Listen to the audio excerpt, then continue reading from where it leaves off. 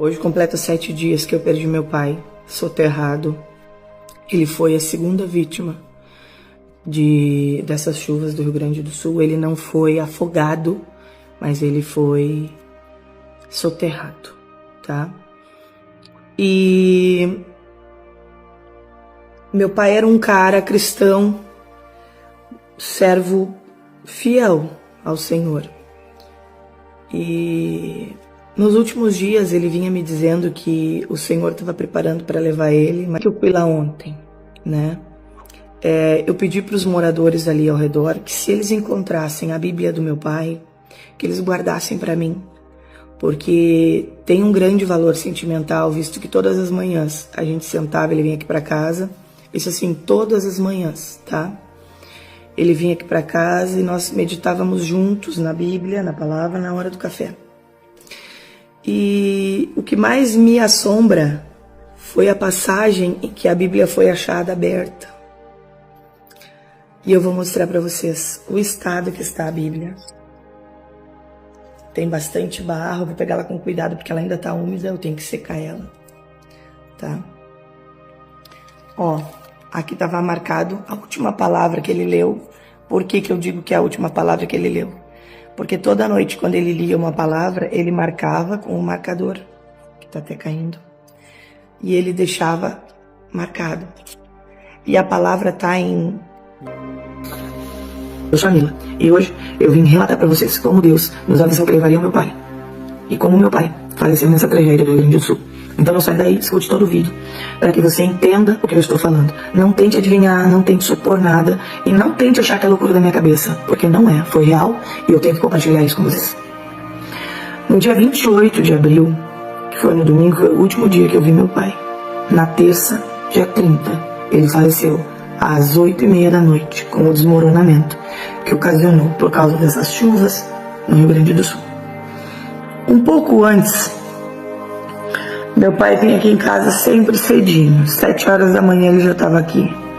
Ele vinha, ele trazia a Bíblia dele, e eu quero que vocês frisem bem essa parte. E ele sempre trazia a Bíblia dele, marcada com essas fitinhas, na última mensagem que ele leu antes de dormir. Tá? Pra gente conversar sobre isso. Meu pai é evangélico desde 1994 ou 96, não tenho bem certeza.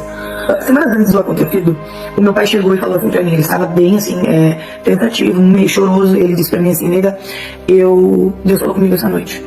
E eu digo, como assim, pai? Ele falou, Deus falou em sonho comigo essa noite. Eu vi o pastor que me batizou, e ele estava com um rodo, puxando água debaixo da minha cama. E em um dado momento ele olhou pra mim e disse, João, que era o nome do meu pai, o Senhor mandou te dizer que vai te levar dentro dos próximos dias. E meu pai se acordou com aquilo ali. E meu pai era um cara que ele orava tipo 3, 4 horas na madrugada. Ele era assim, era fora. Eu nunca vi uma pessoa orar tanto como meu pai orava. Era copiosamente as orações dele. E meu pai tinha muita essa coisa, tipo, Deus me falou, Deus me disse, sabe? E eu creio piamente nisso, tá? E o meu pai, ele tinha esse contato com Deus, assim, de pó, Deus falou comigo, tal. Bom, enfim, vamos lá. Aí eu tentei analisar aquela situação, o dia passou, tudo certo.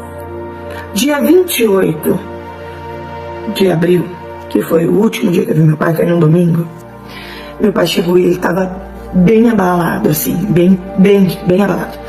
E ele chegou aqui, meu marido estava dando estudo para um rapaz, porque a gente tem célula, então a gente faz discipulado aqui em casa. E ele chegou, meu marido falou com ele, ele disse, é a última vez que eu tô vindo aqui, Thiago. E meu marido ficou assim e tal, conversou um pouquinho com ele, depois ele subiu lá para o ateliê e os rapazes ficaram aqui.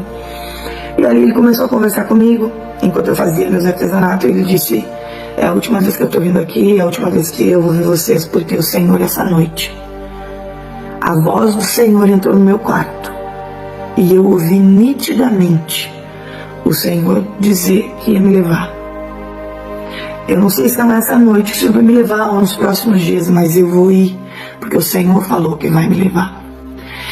E uma das maiores preocupações do meu pai, que ele frisou nesse dia, como ele frisou nos dias anteriores, era, eu só peço que se Deus me levar, que ele leve os meus animais junto comigo. Meu pai tinha 2 cães e 3 gatos, meu pai era apaixonado por bichos, vocês não tem noção. Ele era assim, ele pudesse resgatar todos os animais, ele resgatava, sabe? Então ele disse, porque eu sei que ninguém poderia cuidar dos meus bichos como eu. Então essa tem sido a minha oração. para o Senhor. E ele estava muito triste, como se ele estivesse se despedindo mesmo, e ele estava. E ele falou para os meus filhos que o vô não ia poder vê-los crescer. Falou para minha filha na mesa, na hora do almoço. Ele pediu perdão para minha filha de 8 anos. E ele disse, filhinho do vô, porque ele sempre chamava meus filhos assim, perdoa o vô. Aí ela ficou olhando assim, perdoar o quê, vô? Aí ele perdoa o vô, porque o vô não vai estar aqui para dançar, para os seus 15 anos contigo. E ela entendeu, e ela se perdoava a ele. Ele deu uma enxugada nas lágrimas, né? Ficou aí conosco até umas 4h30 da tarde, depois ele se despediu e disse, gente, eu tô indo. Eu, tá bom, pai, amanhã a gente se vê, porque ele vinha todo dia. Só que na segunda-feira, choveu, e choveu muito aqui. Mas como aqui é um lugar que chove bastante, eu disse, tá, hoje ele não vai sair porque tá meio frio, choveu, né? Eu sempre mandava de noite pra ele algo pra ele jantar e alguma coisa, caso ele quisesse ficar em casa no outro dia, pra ele não precisar fazer comida. E na terça, meu marido veio do serviço, se teu pai não veio, eu disse, não, mas eu preparei uma viandinha bem quentinha, fiz um bolinho de milho que ele ama, fiz macarrão que ele amava a minha massa. E eu disse, leva ele pra ele, meu marido disse, sim, eu vou levar ali, já comprei uma vitamina pra ele, porque ele estava se sentindo meio fraco, vamos levar pra ele. Meu marido chegou lá, entregou pro pai, disse, amanhã, São João, que seria feriado na quarta-feira, eu venho lhe pegar perto das 9, o senhor não precisa acordar tão cedo, pro senhor passar com nós, tá? Tá bom, combinado tudo. Beleza. Agora eu quero abrir um parênteses nisso aí. Nesse dia, na terça-feira, foi um dia muito diferente pra mim. Eu acordei com um sentido diferente no meu coração, como se eu já soubesse que algo ia acontecer. E eu tava desinquieta com aquilo. Ao decorrer do dia, eu ouvi 2 pregações que falavam sobre luto, mas uma em específico mexeu muito comigo e eu gostaria de compartilhar isso com vocês. A pregação da pastora, missionária, não sei, Helena Raquel, no Gideão Missionário, tá? Ela pegou essa passagem na sexta-feira, só que eu tô assistindo a terça. E você assista, e você vai entender o que eu tô falando. Eu sobre isso, eu não tava entendendo o que ela tá falando com aquilo ali, sobre luto, sobre não mostrar, assim, o luto, fazer, sabe, coisas. É muito forte essa mensagem, eu gostaria muito de você assistir, tá? Procure lá. E aquele dia foi, assim, meio esquisito. Quando chegou de noite, tá? Era 8:55 da noite, e eu tava escovando meus dentes, quando uma vizinha ligou. E disse assim, Mila, teu pai foi soterrado. E só se ouviu os gritos de desespero. E, gente, eu fiquei no estado de nervo, eu comecei a tremer.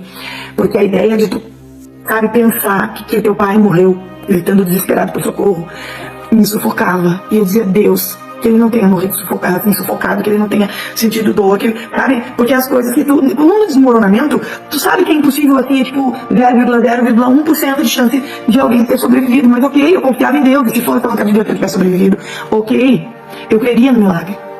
Mas agora vem a parte mais assustadora. O pai foi retirado só na quarta-feira de manhã. Ele ficou toda a noite lá. Só que era 1h da manhã, eu, meus irmãos e meu marido estávamos de vigília naquele lugar. A 1h da manhã, uma voz ecoou dentro de mim assim, ó. E essa voz me disse, não te preocupa. Ele foi levado antes da casa desmoronar. Ele morreu dormindo. E eu digo, Senhor, eu tô ficando até louca. Sabe, porque a situação como um todo te faz pensar que tu pode estar ficando doida. E eu disse, Senhor, então me confirma isso, se for o Senhor falando comigo. Mas eu falei com Deus aqui, né? Não externei nada. Vim pra casa, às 4h da manhã, porque meu marido tinha trabalhado no outro dia, estava muito cansado. Eu disse, não, vamos em casa, tu dorme um pouco, eu vou ficar lá, vou fazer um café, por exemplo, os guris aqui, porque a gente ia ficar toda noite naquele lugar, estava frio, estava chovendo. E aí eu não consegui dormir aqueles minutos ali, meu marido dormiu. Mas antes que meu marido dormir, eu disse, Thiago, eu quero muito que o Senhor me confirme que o pai faleceu dormindo. Que chegue alguém e diga, olha, a gente encontrou ele tapadinho dormindo. Ah, sim. E eu vou ter certeza que Deus levou ele antes que desmoronasse tudo sobre ele. Às 9h da manhã, acharam meu pai. E aí o brigadiano, o policial, então, ele veio e ele falou assim, gente, a gente encontrou ele como se ele estivesse dormindo. Tapadinho, com cobertor. Tranquilo, assim, como se estivesse dormindo. Não tinha terra sobre meu pai. Porque quando desmoronou a casa, fez isso aqui, ó. Aonde ele estava. Alguns, não é viga que fala, aquelas madeiras do forro, sabe? Alguma caiu sobre ele teve uma leve coriação na cabeça, no dedo aqui assim, na orelha e na costela, que eu acho que ela caiu meio que assim, sabe? Só que ele ficou coberto com aquilo ali, então desmoronou ao redor e ele ficou coberto aqui, tá? E isso foi impactante, porque as minhas pernas se afrouxaram. E eu disse, meu Deus, o mais assustador disso tudo foi quando na noite do dia 1º a gente foi para o IML e o legista saiu na porta com uma cara bem assim, preocupada, assustada, não sei definir, ele tava com uma cara esquisita. E tava aí nós e o outro rapaz que perdeu o pai dele, que era vizinho do meu pai também, ao lado. E ele disse pra mim assim: tu é filha do seu João? Eu disse: sou. Ele disse: deixa eu te falar uma coisa. O teu pai não tinha nada de terra, ele não aspirou nada. Não tinha nada nem nas vias aéreas, nem no pulmão. Aí ele falou 3 vezes pra mim: o pulmão estava limpinho. E Deus falou comigo. Era mais uma confirmação que Deus me dava de que ele tinha levado meu pai tempos antes da casa desmoronar. Quando a casa desmoronou, todos os animais do meu pai estavam dentro de casa. Todos morreram. Lembra que eu falei que ele pediu que o Senhor levar os animais dele? Então, foi extremamente assustador. E me deixou pensando alguns dias. Pedi para os moradores dali que eles encontrassem a Bíblia do meu pai, que eles guardassem, porque para mim tinha um valor sentimental gigante, visto que todos os dias de manhã a gente meditava nela juntos. Eles acharam a Bíblia do meu pai, e do jeito que eles acharam, eles deixaram. E a Bíblia do meu pai estava aberta. E agora vocês vão me perguntar assim: como tu sabe que estava aberta neste capítulo? Não foi tu que abriu. Porque toda noite, antes de dormir, lembra que eu falei? O meu pai marcava onde ele leu, para ele não perder. E assim ele fez. E eu vou mostrar a Bíblia para vocês agora. Ó, tem muito cuidado porque ela ainda está úmida. Eu tô secando ela ainda, mas ela ainda está úmida. Ó, tá vendo? Tá aqui a Bíblia, olha que estado que ela tá. Ó. É uma Bíblia nova que ele comprou ao barro. Tá? E a passagem, ó, tá? E é Jeremias 47. Eu vou ler para vocês o que diz em Jeremias 47. Assim diz o Senhor: eis que do norte se levantam as águas e se tornarão em torrente transbordante, inundarão a terra e a sua plenitude, a cidade e os seus habitantes. As pessoas gritarão por socorro e todos os moradores da terra se lamentarão. Avisou meu pai que faria e não permitiu que meu pai passasse pelo desespero, pela dor, porque depois eu descobri que quem estava gritando por socorro era o vizinho, e graças a Deus foi resgatado com vida. Mesmo na morte, o Senhor ele te faz presente. E às vezes a gente não entende porque a gente passa por certas situações. Eu não entendi porque Deus levou meu pai no coração. 72 anos mais lúcido, saudável, um avô maravilhoso. Para mim sempre foi um pai fantástico. Apesar de todas as dificuldades que ele tinha da época dele, ele me criou da melhor maneira. Hoje eu entendo que existe um propósito nisso tudo. E um dos propósitos é eu estar aqui hoje falando com você. O Senhor ele tem nos alertado que a vinda dele está muito próxima. E nós, talvez agarrados a coisas materiais, ocupados com a nossa vida cotidiana, com a nossa rotina, que muitas vezes nos afasta de Deus. Nós que muitas vezes esquecemos hoje de ler a palavra de Deus e trocamos por um celular para poder assistir vídeo, para poder ouvir uma música. Mas deixa eu te falar uma coisa: a volta de Cristo é real. E você que não conhece, que não entende, pode rir de mim, não tem problema. Eu sei o que eu vivi. E eu sei que a vinda de Jesus é real. E eu quero dizer para você, eu não sei a quantas pessoas esse vídeo vai chegar, mas eu quero te dizer: organiza o teu altar, arruma o que tem que ser arrumado, porque o Senhor está levando muito dos seus. E muitas pessoas estão perecendo. Se agarrem com Deus, porque dias difíceis estão chegando sobre nós. E se não for o Senhor conosco, nós não sobreviveremos. Se agarre com Deus, para que quando Ele vier te buscar, você esteja pronto. A gente nunca sabe, hoje a gente está aqui, amanhã a gente pode não acordar. E aí, o que você tem guardado para o Senhor? Pense nisso. Se agarre com Deus, vai ser a hora. E é esse o relato da morte do meu pai e o testemunho de como Deus avisou a nós que levaria. Tem sido dias bem difíceis assim. Quem já passou pelo luto sabe como são difíceis esses dias. Dias que tu, ainda mais eu no meu caso, que o meu pai tinha esse contato diário comigo, de tu esperar que a pessoa vai gritar: ô negra, cheguei, que era assim que ele me chamava, e tu não ouvir. É um pouco dolorido. E como todo luto, existem dias menos doloridos, outros mais. E assim a gente vai levando.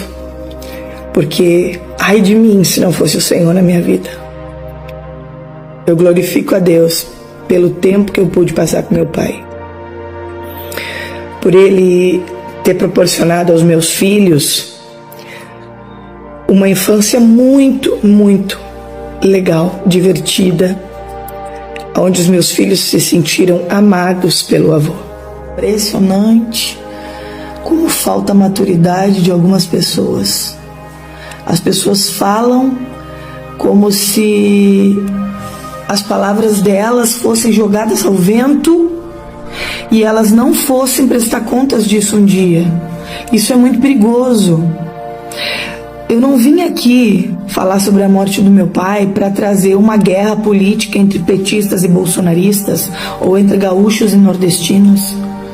Eu vim falar de uma dor que nós estamos sentindo, e existe sim, porque veio pessoas nos comentários dizer assim: ah, não, é mentira, não tem pessoas rindo. Tem um vídeo de uma mulher rindo aqui, mas fora isso, nós que estamos nos grupos aqui, a gente tem recebido coisas absurdas, de pessoas falando assim, ó, tem que morrer mesmo, essas crianças têm que morrer tudo, porque são bolsonaristas, porque eles têm que morrer. Gente, não tem só bolsonarista no Rio Grande do Sul, se vocês não sabiam disso.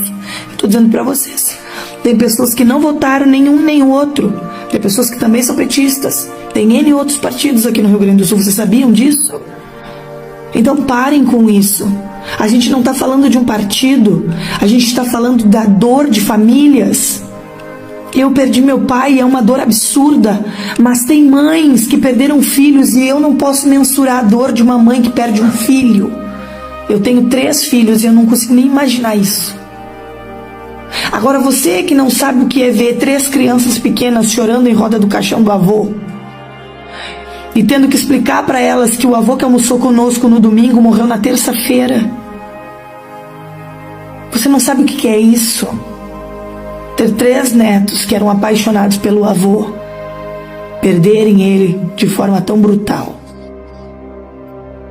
E eu não estou falando só do meu problema. Quando eu fui enterrar meu pai, a gente fez velório dele numa outra cidade aqui do lado. As ambulâncias, as sirenes dos bombeiros, da polícia, eram assim barulhos estrondosos na nossa cabeça e não passavam, porque as pessoas estavam se afogando, as casas estavam só com telhado à mostra, pessoas sem casa, indo para ginásios, animais, crianças. O bairro Matias Velho, em Canoas, tem corpos boiando. Eldorado do Sul tem corpos boiando. Apareceu jacaré no Rio Grande do Sul para comer os corpos que estão boiando. Só que esse tipo de coisa a mídia não mostra para vocês. O William Bonner, ele veio para o Sul agora. Antes ele não veio porque ele estava cobrindo o show da Madonna. Entendeu? A mídia, ela é podre, ela não mostra pra você a real situação que a gente tá passando. Ela faz o quê? Esse não se dá com esse. E aí quando dá os problemas em ambos os lugares, um não gosta do outro e aí aquela minoria que fala mal e torce pra que aquela pessoa morra é o que faz boom. Entendeu? E aí todo mundo acha que gaúcho odeia nordestino e que nordestino odeia gaúcho, e a gente sabe que isso é mentira. Tiramos uma porcentagem mínima. E agora eu falo por mim. Tenho amigos de várias partes do Brasil e do mundo. Amo a todos. E se em algum momento eles precisarem, eu vou estar aqui. E quem me conhece sabe que é verdade. E assim como eu, muitos outros gaúchos pensam da mesma forma. A grande maioria, eu diria. Então parem com essa bobagem de briguinhas e frescurinhas. Eu vim aqui para trazer o que está acontecendo mesmo no Rio Grande do Sul e dizer para você que o governo do Rio Grande do Sul, o nosso governo, ele não está querendo deixar passar comida.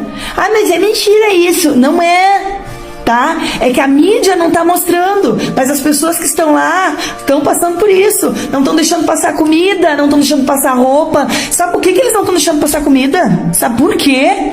O Eduardo Leite bloqueou isso tudo? Porque não tem uma nutricionista para olhar o que é que vão trazer de comida para os gaúchos que estão morrendo de fome, que estão sem casas, que estão ilhados ou que estão nos ginásios, nas igrejas. É uma vergonha. É uma vergonha. Um estado que trabalha, que produz. Porque se tem uma coisa que gaúcho não é preguiçoso. E eu não estou falando dos outros estados, eu estou falando do meu estado. Gaúcho é um povo trabalhador. Tem a minoria que não presta, que é um bando de vagabundo? Tem. Mas em sua grande maioria o gaúcho é trabalhador, é honesto. Ele está ali plantando a sua lavoura para alimentar N lugares. Aí me veio uma criatura e coloca assim, presta atenção. Eu vou sair daqui para vocês lerem.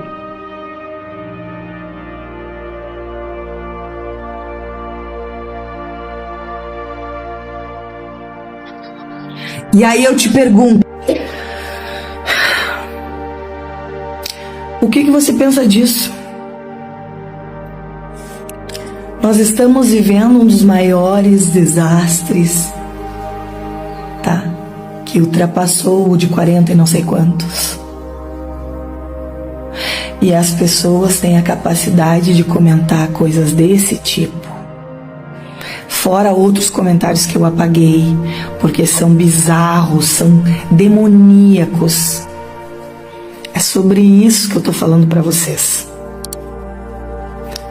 Tá todo mundo doente. E nós estamos vivendo o fim dos tempos, porque o amor tá se esfriando, gente. Tá se esfriando. Eu não consigo entender, desculpa.